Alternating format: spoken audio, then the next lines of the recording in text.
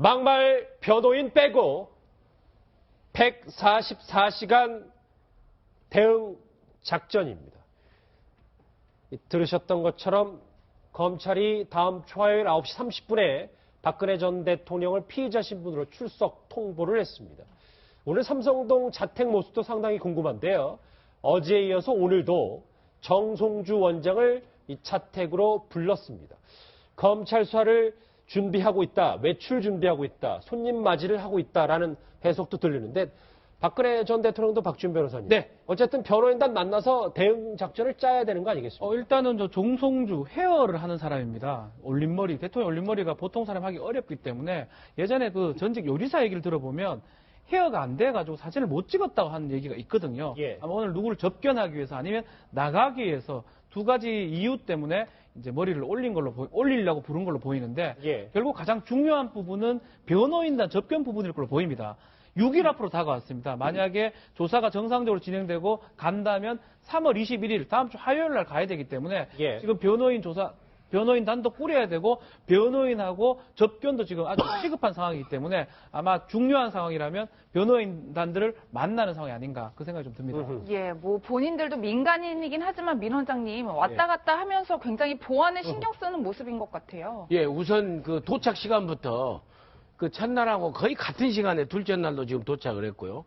또 좀 특이한 게 왼쪽 그 문 잘 안 열는데 그쪽 문도 열어지고 그런 여러 가지 정황을 봐서 그런데 이제 그 과거에 특히나 이렇게 박 전 대통령을 만나고 나가면은 다른 언론이나 이렇게 접촉하고 또 여러 가지 문의사항이 있을 적에 단단히 그 입단속을 하는 그런 여러 가지 그 보안에 있어서 그 대통령의 현재 상태라든지 이런 여러 가지 움직임 사소한 거지만은 그런 부분에 대해서 상당히 보안 단속을 하는 그런 그 다짐을 받고 지금 가는 게 아닌가.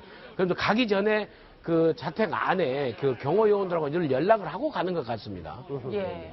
이게 지금 뭐 삼성동 자택에서 이제 취재 기자들의 전원에 따르면 6시 한 10분쯤에 2층 자택에 불이 커지면서 박근혜 전 대통령이 이제 좀 기상을 한다, 일어난다는 얘기가 있으니까 7시 30분 그 시간에 맞춰서 아마 이 올림머리 미용사들이 출입을 하는 거 아닌가 싶습니다. 이 두문불출하면서 매일 머리를 하는 박 전 대통령 무슨 속내를 갖고 있는지 참 궁금한데 과거 이 대선 후보 시절 박근혜 전 대통령의 측근으로 자리 잡았던 전역 전 의원 이런 얘기를 했었습니다. 우리처럼 보통 사람은 뭐 머리를 질끈 동여매고 나올 수도 있었지만은 네. 박 대통령한테 그 올린 머리라는 거는 굉장히 중요한 역할을 했어요. 전형적인 이미지 정치인이었기 때문에 그 머리를 통해 가지고 유경수 여사의 일종의 이미지를 보여주면서 박근혜 대통령이 자산이 됐죠. 2시간씩 걸린다는데 너무 오래 걸리는 거 아니냐고 그랬더니 2시간은 안 걸려요. 이렇게 얘기를 하시더라고요. 예. 그게 박근혜 그 정치의 한 부분이었기 때문에 그거를 포기를 못했을 거라고 봅니다. 네, 뭐 지금 정치적 자산이다라고 평가를 하고 있는데 대통령에서 물러난 지금도 그 올림머리에 대한 애착은 좀 대단한 것 같아요. 저는 지금 저런 일련의 광경을 보면서 좀 다른 생각을 했는데요. 전 세계 우리나라를 포함해서 여성 정치인들이 많은데 한번 떠올려 보세요. 대체로 보면 짧은 머리예요. 지금 뭐 영국의 수상은 말할 것도 없고 메르켈도 그렇고 미국의 힐러리도 그랬고 낸시 펠로시 해가면서 생각해보면 전부 짧은 머리거든요. 올린 머리를 한 분들이 있죠. 대체로 영부인들 아니면 영국의 엘리자베스 여왕을 포함한 로얄 패밀리들. 아마 박근혜 대통령의 존재라는 게 그 중간 어디쯤 아닌가? 그러다 보니까 탄핵을 당해서 지금 사법적 처리와 관련한 준비를 하는데 이 전 세계에서 이것처럼 그 흥미로운 뉴스거리가 없을 겁니다. 그러니까 중요한 인사가 왔다 갔다 하는 게 뉴스가 아니라 머리를 올리는 사람이 들어갔다라는 게 지금 이틀 내내 뉴스에 올라가고 오늘은 또 하는 사람까지 얘기가 나오는데요. 예. 그 부분은 참 모르겠는 게 우리 그 소위 이제 사회 활동을 하는 여성들이요. 적어도 방송에 나가는 분장 아닌 이상은 자기 얼굴은 자기가 만지는 게 편한데 예. 저렇게 화장을 누가 대신 해줘야 되나 그냥 개인적인 생각을 하면서 글쎄요, 본인의 자존심이라기보다는 수십 년 동안 그렇게 습관화되었고, 사실 올림머리는 자기 혼자 하기가 쉽지 않습니다. 그러다 보니까 계속해서 저런 현상이 지금 이제 뉴스거리로 다른 어떤 특별한 내용이 없으니까 계속해서 그것도 연이틀 계속해서 올림머리 헤어 디자이너가 들어가니까 관심을 가는 것 같습니다. 지금 화면에서 보면 저 정송주, 정매주 자매가 저렇게 택시를 타고 삼성동 자택 앞에 정문으로 이렇게 급하게 들어가는 모습도 보였어요. 근데 저 인물들만 파악된 거 말고 사실 삼성동 자택으로 차들이 엄청나게 많이 드나들고 있거든요. 고 박사님. 근데 가림막차가 등장했다고 해서 그게 좀 논란이 되는 것 같아요.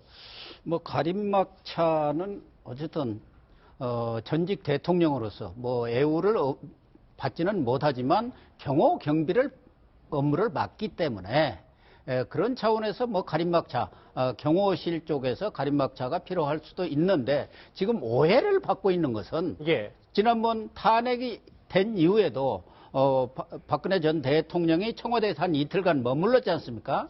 그때도 야당 측에서는 뭐 농단 관련 이런 비밀 자료들을 뭐 증거 인멸하는 것 아니냐 뭐 그런 의문을 제기를 했거든요. 그렇기 때문에 저런 가림막차가 등장을 하고 거기에 뭐 이런저런 물건들도 좀 들어가는 것 같은데 그 가운데는 좀 뭔가 이 청와대 관련 자료가 담긴 그런 의심을 받는 이런 박스가 들어갔다는 것이 지금 확인이 되고 있거든요. 예. 그러니까 그 박스 안에 뭐가 있느냐 도대체 자칫하면은 비밀 자료라든가 중요한 뭐 이런 증거들을 인멸할 수 있는 그런 자료들을 가지고 가느냐 아니면 대통령이 어떻든 기록물이든 마음대로 저렇게 사저로 가져갈 수 있느냐 이런 의문들이 지금 제기가 되고 있습니다. 그러나 뭐 경호실이라든가 그쪽에서는 청와대 아니 박근혜 대통령 측에서는 그 통신 장비를 지금 넣어온 거다. 통신 장비. 그래서 그 박스에 보면은 한 아세안 6030 A급 박스 뭐 이렇게 A급 이런 말이 적혀 있는데 A급이라는 건 통신 장비가 쓸만한 거다. 여기도 경호 경비를 하려면은 통신 장비가 필요하다. 이렇게 해명을 하고 있는데 어쨌든 지금 좀 여러 가지 말이 나오는 것은 이런 그 가림막 장치도 하고 좀 의구심이 드는 저런 박스도 들어가니까 중요한 이런 국정농단 관련 자료들이 지금 사저로 들어가는 거 아니냐 하는 예. 생각이 들고 특히 저 한아세안 이 문제는 한아세안이 2014년에 열렸습니다. 네. 동남아 국가 정상들이 참석한 회의 아닙니까? 그때 2014년이죠. 예, 박근혜 대통령도 당연히 참석했고 그 한아세안 특별 정상회담에 대한 행사를 총 감독한 사람이 바로 차은택 씨입니다. 근데 그 차은택 씨가 그 감독의 일부를 그러니까 일감의 일부를 용역을 주면서 수억 원을 받아갖고 예. 그 혐의로 지금 재판을 받고 있거든요.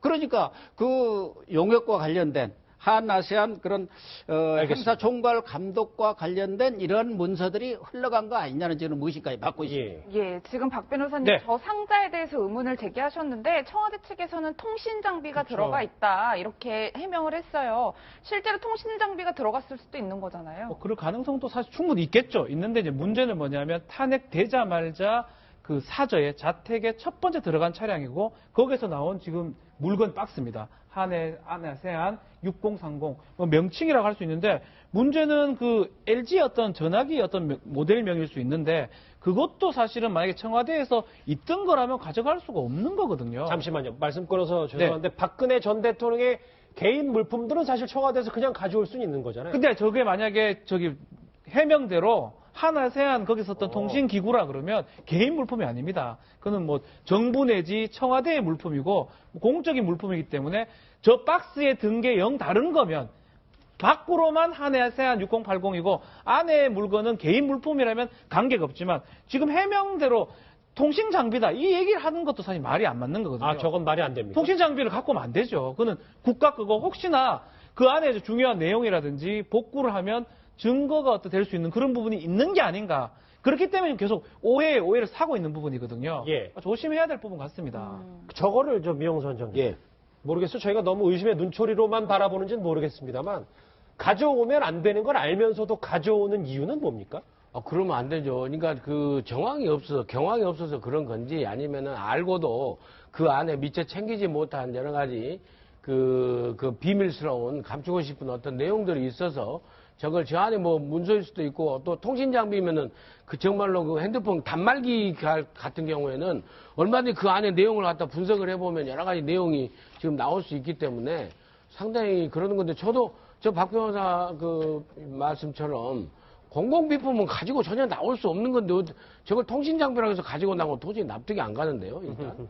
예, 이런 와중에 또 청와대 기록을 무단 폐기했다 또 이런 의혹을 제기하는 보도도 나왔더라고요, 오전에. 아니 뭐 의혹과 관련한 보도는 그 21일 날 대통령께서 이제 검찰 소환돼 가지고 그 사진을 찍는 그 자리에 서시기 전까지 계속해서 나올 것 같은데요. 저 솔직히 말씀드리면 예. 그 뭐 심증적으로 의혹을 갖는 거는 어떻게 보면 합리적인 의심일 수가 있지만 저 안에 뭐가 들었는지 그걸 알면은 저희가 지금 이 자리에 있겠습니까? 돗자리 깔고 나가서 앉아 있을 일이고요. 만약에 저게 정말 한 아세안 장비라면 제가 볼 때는 아니기 때문에 그렇게 말했을 가능성이 더 많다고 보여지거든요. 그게 바보가 무슨 아닌데. 말입니까? 예. 아니 뭐 통신 장비라 그러면서 갖고 나왔다 그러는데 아마 통신 장비라고 말했다는 거는 그만큼 예민하지 않은 그 장비라고 생각했기 때문에 통신 장비라 그러면서 한 아세안 6030에서 떡 붙여서 나왔는데 그렇게 한 아세안 장비를 한 아세안 장비라고 붙여갖고 나올 정도면 바보라는 거죠. 그러니까 다른 물건일 수 있는데 의외로 제가 볼 때는 대통령의 사생활과 관련한 그런 물품일 수도 있다라는 생각이 들어요. 그리고 지금 뭐 여러 가지 문건과 관련해 가지고 디지털화된 거는 어차피 압수수색이 들어가거나 하면 확인될 수 있는 자료고 그걸 지금 와갖고 저렇게 빼내려고 할까라는 생각도 들고요. 지금 들리는 말에 의하면 오히려 민감한 자료는 서면으로 해갖고 다 시스템 안에 포함되지도 않을 뿐만 아니라 폐기됐다라는 말도 있고 이게 비단 박근혜 정부뿐만 아니라 이명박 정부, 노무현 정부 때도 알겠습니다. 임기 말기 되면 항상 이런 얘기 나오거든요.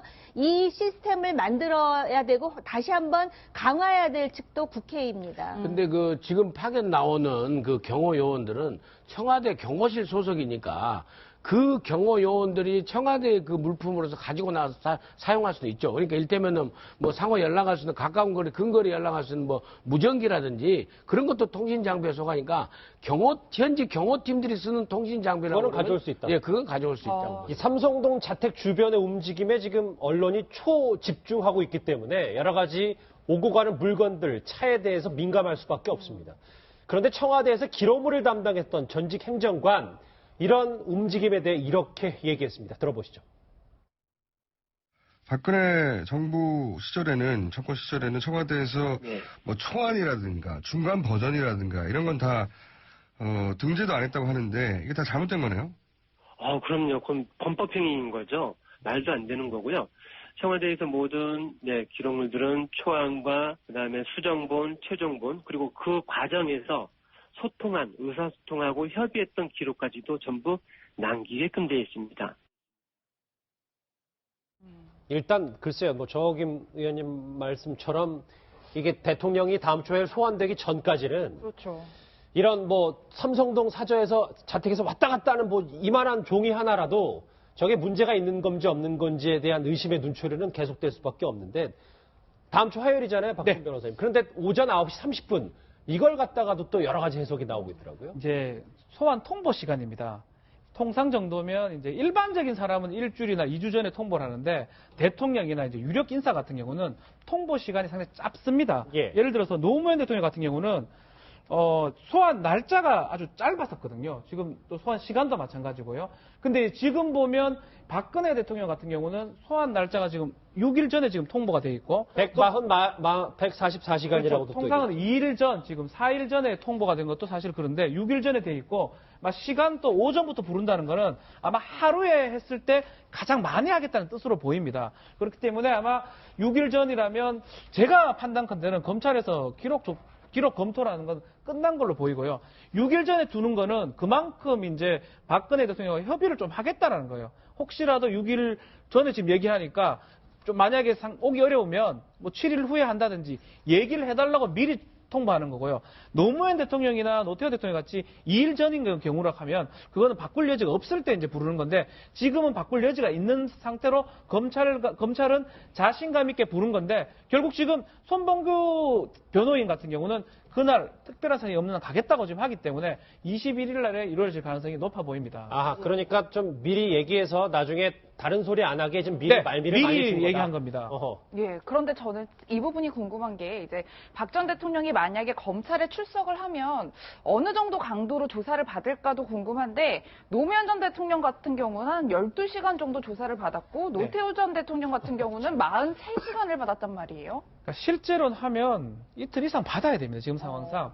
피고인 어떤 본인의 혐의도 있지만 참고인 부분도 있거든요. 그렇기 때문에 검찰이 필요하다면 정말 43시간까지는 하지 않지만 상당한 오랜 시간 조사를 해야 될 상황이고 다만 이제 오전에 부른 거. 지금 보면 노무현 대통령은 어쩌면 본인이 알았냐 몰랐냐 이걸 확인하는 과정이기 때문에 오후에 소환을 한 거고요. 그래서 그렇다고 하더라도 10시간이 소요됐는데 노태우 전 대통령 같은 경우는 오전에 소환을 했었습니다. 그 이유는 꽤 많이 해야 되겠다고 판단을 했기 때문에 오전에 한 거고 아마 박근혜 전 대통령 같은 경우도 지금 봤을 때는 오전에 제일 먼저 부른 거 9시 반이면 최고 빠르다고 보면 됩니다. 그렇죠. 그래서 하루 종일 이상은 하겠다. 그런 의지로 지금 부른 거고 만약에 필요하다면 재차 소환도 가능한 상황이 아닌가.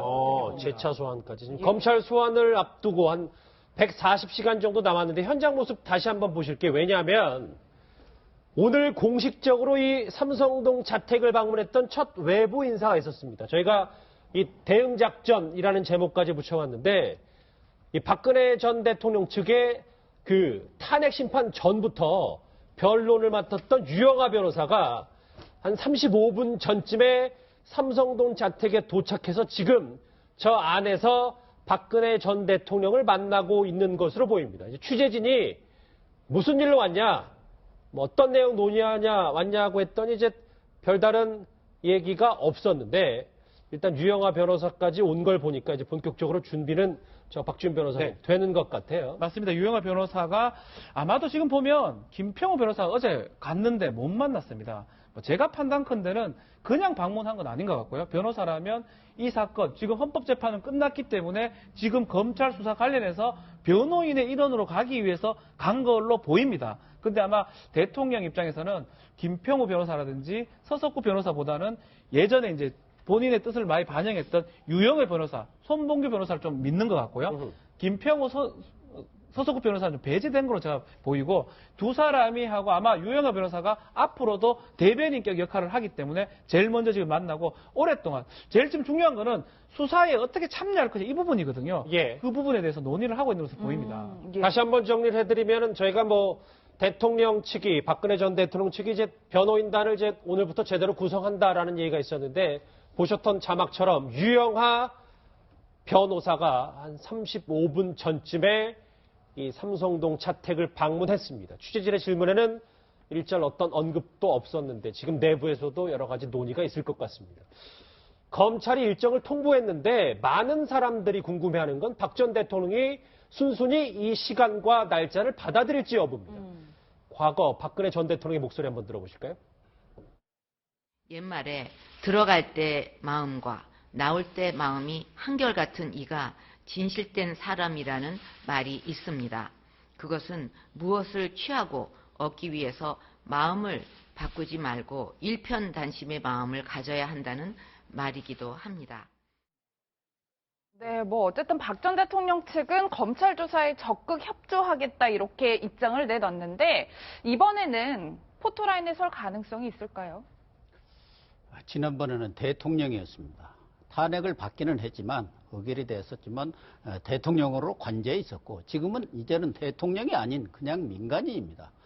뭐 일각에서는 박근혜 대통령이 뭐 동정론을 뭐 이렇게 불러일으킨다든가 또 친박 세력들의 어떤 지지 이런 것들을 겨냥해서 버티기로 나가는 것 아니냐. 상당 기간 버티기 하면서 이렇게 순수히 검찰 조사에 또 검찰의 소환에 응하지 않을 것이라는 얘기를 하는 분들도 있었습니다만은 저는 일관되게 박근혜 대통령이 이번에는 전략을 바꿀 것이다. 우선 하나는 현재 그 판결문 중에 가장 중요하게 들여다봐야 할 부분이 검찰, 특검 조사에 나가겠다고 여러 차례 국민들한테 약속을 하고도 그것을 어기지 않았다는 이 부분을 들어서 헌법 소호지, 법률 소호지가 없다는 부분에 대해서 아주 준엄하게 이 헌재에서 질책을 받았습니다. 또 그런 부분 때문에 적어도 대통령이면 자기 말에 대한 약속은 지켜야 할 것이 아니냐는 게 대다수 국민들의 생각이라고 한다면은 그동안 박근혜 대통령은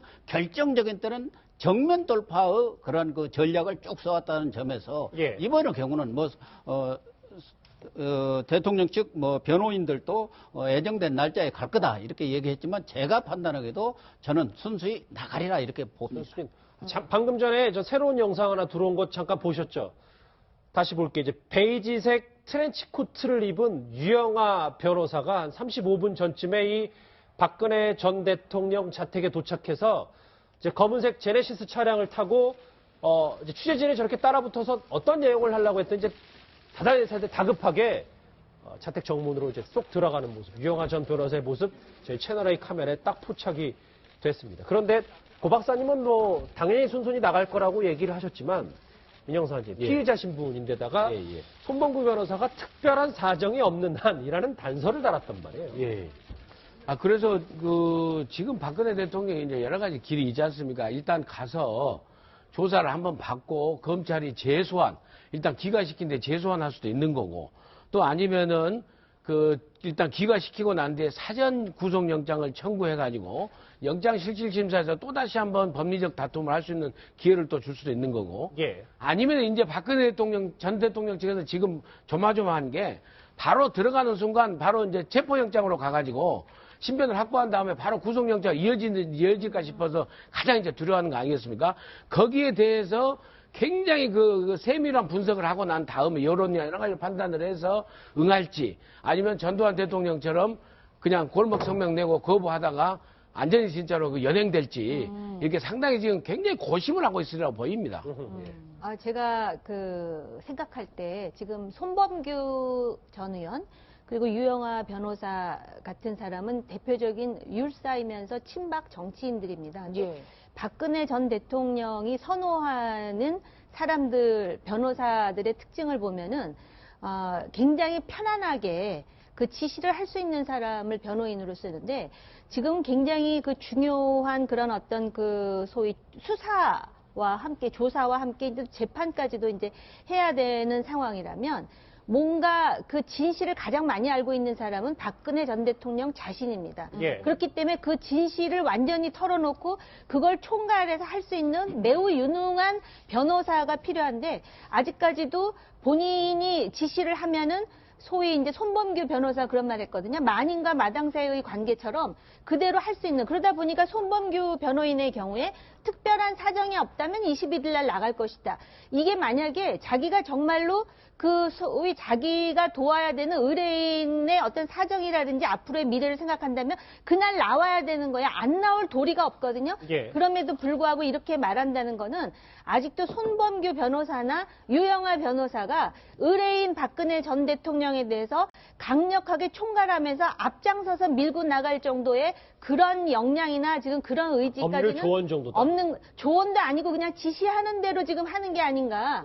그런 생각이 듭니다. 근데 지금 상황이 굉장히 위중하다는 걸 알면 지금 뭐 최재경 전 민정수석이 합류를 지금 뭐 부탁했다라는 말이 나오는데, 정말 그 나름대로 이런 것에 대해서 노하우와 통찰과 그 어떤 돌파할 수 있는 사람이 소위 의뢰인을 리드해 나가면서 지금 해도 될까 말까 한 지금 상황인데, 이런 정도로는 좀 약하지 않나 하는 개인 생각입니다. 예, 약하지 않나라고 예. 평가를 하셨는데, 실제로 만약 박 전 대통령이 준비가 안 돼서 소환에 불응을 한다면 검찰에서 체포영장 발부받아서 강제 구인 가능성? 저는 가능성이 있다고. 6일을 준 게 그 뜻입니다. 만약 이틀 정도 줬다면 사실은 한 번 더 부를 수 있고, 뭐 일반적으로 두세 번 불렀다가 안 오면 영장을 내는데 6일 줬다는 건 이만큼 시간을 많이 주기 때문에 당신들이 필요한 시간을 달라. 6일이 맞으면 오고 아니면 하루 이틀 연장을 해주겠다. 그 뜻으로 보이고요. 전두환 전 대통령 같은 경우는 그날 골목 성명 내고 합참 갔다가 바로 영장 발부받고 연행돼 버렸거든요. 예. 막 그 예를 봤을 때는 6일이고 만약 온다는 얘기를 하든 묵묵부답이라면 6일 날 만약에 불응하거나 오지 않는다면 9시 반입니다. 오지 않는다면 바로 법원에 영장을 청구할 것으로 저는 생각이 듭니다. 근데 전두환 대통령 같은 경우에는요, 5.18 민주화 등에 관한 특별법을 만들어가지고, 김영삼 대통령이 사실은 그 전에 검찰에서 이미 그 성공한 쿠데타는 처벌할 수 없다라고 해서 불기소 처분을 내렸습니다. 예. 그런데도 이게 역사 바로서 이래서는 안 된다고 해가지고 특별법을 만들어가지고 12.12 쿠데타하고 5.18 강조 학살을 이제 정리하려고 한 거예요. 그러니까 정치적인 사건입니다. 정치적인 사건. 근데 박근혜 대통령은 정치적인 사건이 아니라 뇌물하고 관련되어 있는 거고 완전히 형사법 여러 가지 13가지 등에서 법으로 되면 몇 가지 될지 모르지만 그런 사건이 있기 때문에 정치적인 어떤 그 쿠데타라 이런 게 사건이 아니기 때문에 골목 서명을 내기가 상당히 곤혹스러운 상황이다. 저는 그렇게 판단합니다. 국민의당 김경진 의원은 뭐 박근혜 전 대통령이 99% 구속될 것이다. 뭐 이런 장담까지 했는데요. 글쎄요. 근데 지금 뭐 유영아 변호사도 방금 전에 이제 삼성동 자택에 도착을 했고 본격적인 법리 전쟁이 시작된 것 같은데 딱 두 사람만 일단 이 명단에서 빠졌습니다. 누군지 화면으로 만나보시죠. 하도록 하겠습니다. 하겠는데 왜 변론을 막으십니까? 합니다. 약한 사람은 누굽니까? 여자 하나래, 여자 하나. 법관은 약자를 생각하는 것이 정도라고 생각합니다. 민주주의 다수결에 의해 가지고 실제로 소크라테스도 배심 재판에서 사형 선고를 받고 예수도 군중 재판에서 십자가를 졌습니다. 예, 뭐 지금에 와서 보니까 저렇게 김평우 변호사, 서석구 변호사의 막말에 가까운 변론들이 박 전 대통령 특검은 상의가 안 됐었나 보다 이런 생각이 드네요. 지금 보면 이제 그 전에 했던 뭐 이중환 변호사라든지 또 정상적으로 흘러가고 있었는데 예. 서석구 변호사나 특히 김평우 변호사 오면서 변론 어떤 방식들이 많이 바뀌었습니다. 아마 의뢰인이거든요. 박근혜 대통령은 의뢰인 입장에 봤을 때는 결국은 김평우 변호사의 어떤 저 변론 때문에 졌는 게 아닌가 아마 판단을 할 수도 있을 것 같고요. 결국 이제 김평우 변호사, 서석구 변호사를 배제한 이유는 아마 이런 걸 겁니다.